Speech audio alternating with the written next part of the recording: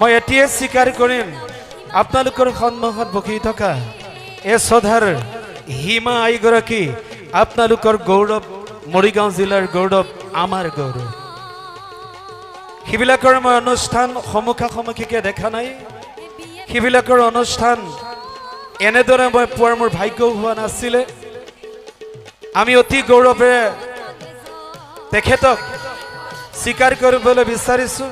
তেখেতৰ শ্ৰুতিমধু কণ্ঠৰে দৰ্শকক আপ্লুত কৰিবলৈ তেওঁ যিটো প্ৰয়াস কৰিছে, প্ৰভু ভগৱন্তে তেখেতৰ হৃদয়ত স্থান পাইছে। আই সৰস্বতীয়ে কণ্ঠত স্থিতি লওক, আমি আশীৰ্বাদ কৰিছোঁ।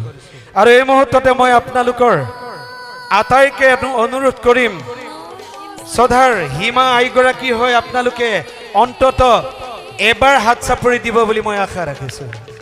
জয় কৃষ্ণ, জয় কৃষ্ণ। আইগৰাকী অনুষ্ঠানটোৰ